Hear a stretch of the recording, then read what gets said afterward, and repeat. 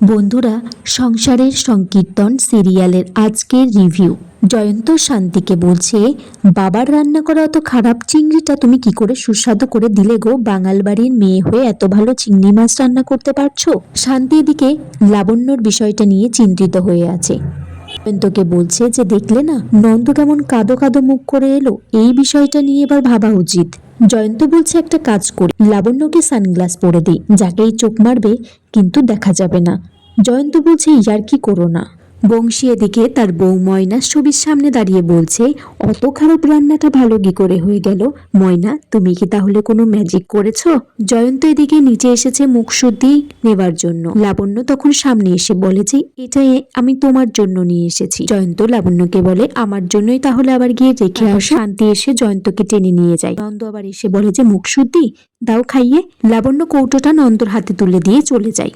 জয়ন্ত আর শান্তি এদিকে বলছে যে, একটা মিরাক্কেলের জন্য লাবণ্যর এইরকম হয়েছে, আরেকটা মিরাক্কেল করলে হয়তো ঠিকও হয়ে যেতে পারে। নন্দ এদিকে কৌটাটা এনে কাঁদতে বসে গিয়েছে, বলছে যে কিছু একটা করতে। বংশী এদিকে বসে আছে, সুদর্শন আর তার ছেলে এসেছে, বলছে আজকে আমার মেয়ের বিয়ে, সপরিবারে এসে আশীর্বাদ করে যেতে। লাবণ্য এদিকে সুদর্শনের ছেলেকে দেখে চোখ মারছে। জয়ন্ত নন্দকে বলছে, তোর বইয়ের চোখের সমস্যাটা আবার বেড়েছে বোধহয়, উপরে নিয়ে যা, একটু মেডিসিন দিয়ে দে। তারপর দেখা যায় হঠাৎ করে উত্তর কলকাতার বনেদি বাড়ি মানে বংশীদের বাড়িতে একটা বাঘের বাচ্চা ঢুকে গিয়েছে। সবাই তো ভয়ে লাফালাফি করছে। এদিকে চাঁদ বাড়িতে টিউশন থেকে ফিরেছে, চাঁদকে বলছে বাঘ বাঘ, ভিতরে চলে আসতে।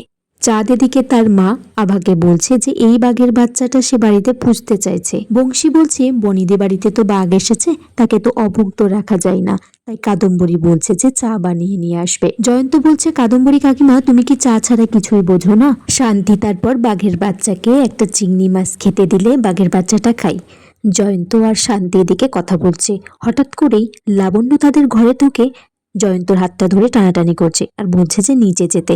জয়ন্ত বলছে, আমার ফোন এসেছে, বলছে যে সকালে 2টো করে ওষুধ খাবে, রাত্রে 2টো করে ওষুধ খাবে। শান্তি তারপর লাবণ্যকে বলে যে, নন্দ তোমায় ডাকছে, আমি ধরে ধরে নন্দর কাছে দিয়ে আসছি।